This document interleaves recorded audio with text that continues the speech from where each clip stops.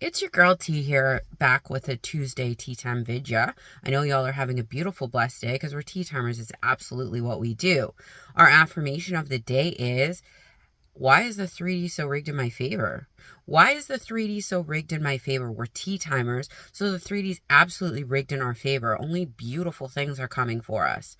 I wanted to discuss with y'all having a bit of a toxic is such an overused word, but that's the only word that comes to mind, a toxic obsession with being perfect. And the reason I know so much about this is because I myself have this trait in certain areas in my life. I'm very carefree, very easygoing. When it comes to very meticulous, nitty gritty things, I'm a perfectionist about getting things right. And I used to torture myself over these things and hum and haw and talk to all my friends and mull over the worst case scenario. Now that I'm a conscious manifestor, obviously I throw an axe in that trait within myself and cut it off at the legs, because I know that the more we hum and haw and put our energy and focus onto things turning out worst case scenario, the more likely it is to manifest in that direction. I wanted to discuss this with y'all as well because I hear this from so many people.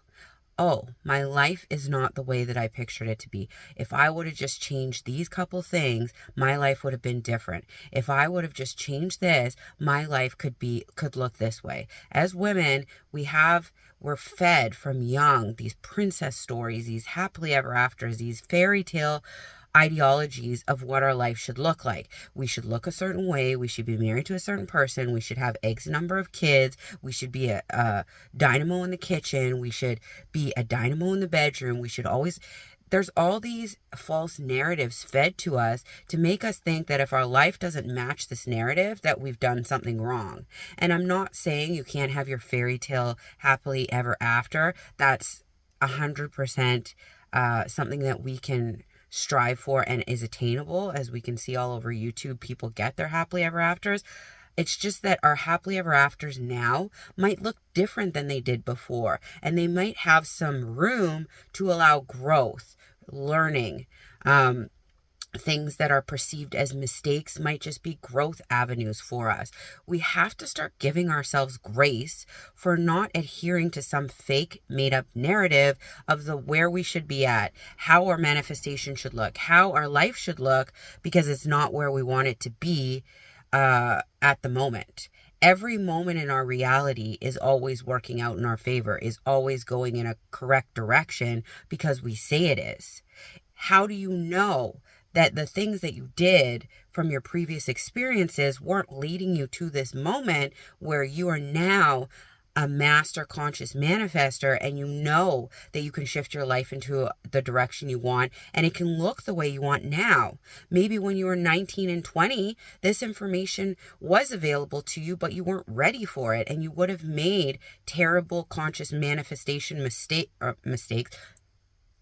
major conscious manifestation directions that wouldn't have served you as much as the growth or the lesson or the knowledge of what you maintained from 19, let's say, to 33, and you're at this video now, taught you and gave you insight on and had you in a position where you could redirect your focus on where your life should be headed. I know for myself, between somewhere in my 20s or like from the beginning of my 20s to the end, I don't think I would have chosen a reality that is conducive to what I want now back then, because I still had so many old stories, false narratives, and very more whimsical ideas of where I wanted my life to be. Whereas opposed to now, I have a completely different ideology of what I want out of my life. So I think with age comes a certain maturity that allows you to pick your life and curate your life a little bit more of the way that you see it from a mature perspective, as opposed to a more naive perspective. But that's just me.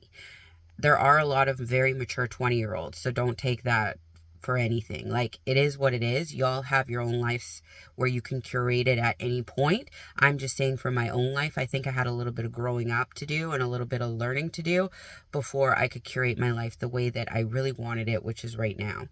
Anyways, back to what I was saying.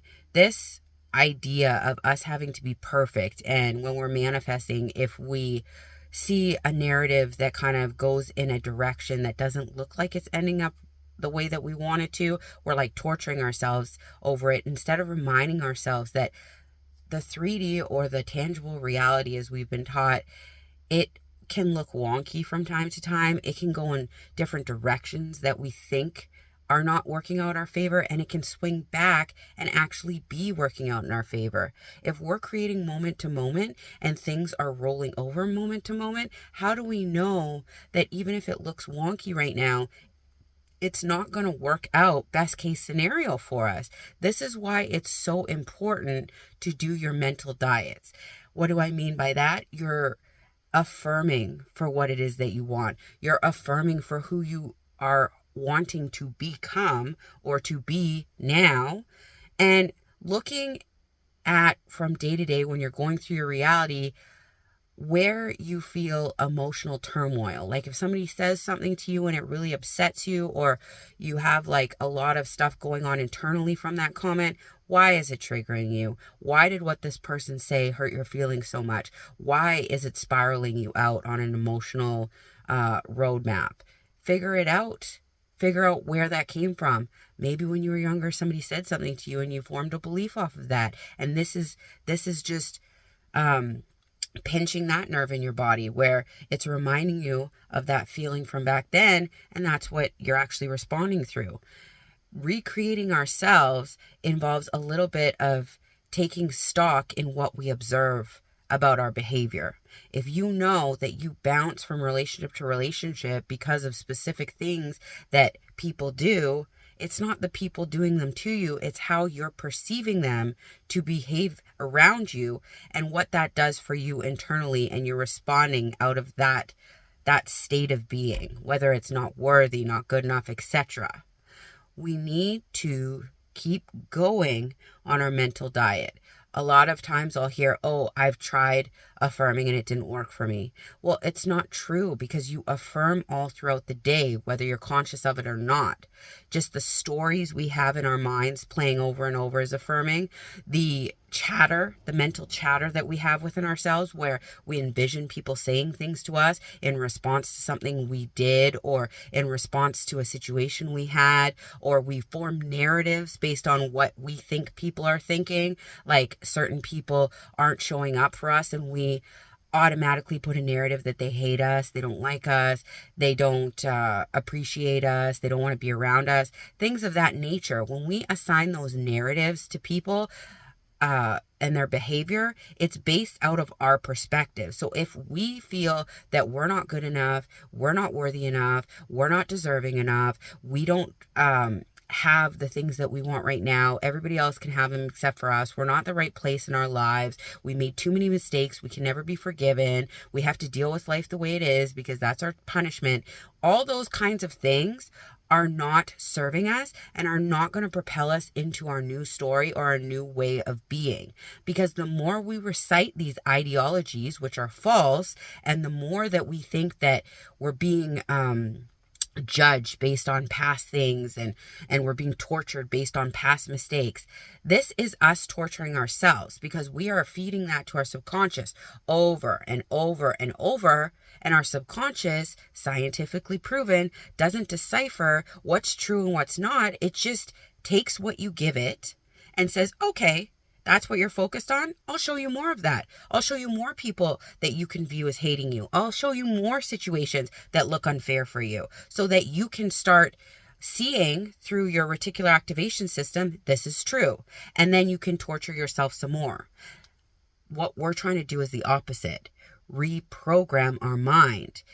Tell our mind that things are working out for us. Show me things that are going well for me. Show me how much I love myself. Show me people that do love me. Show me circumstances that prove to myself how loved I am. Show me circumstances where I feel chosen. Show me how chosen I am. Subconscious. Show me people who are always choosing me. Show me circumstances that are always choosing me. Show me why I'm a priority. These are the kind of questions and narratives we should be running throughout the day so that our world configurates in a beautiful, abundant, magical way around us.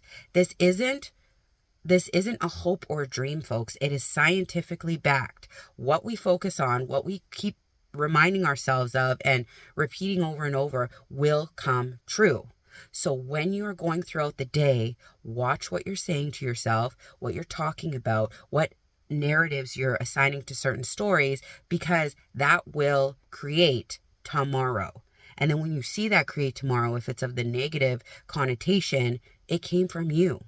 So what happens when something's the source of something? If you want it to change, you have to change the source. If y'all have questions, you know what to do. I love y'all, but not as much as you should be loving yourselves. Have a beautiful, blessed Tuesday. Bye.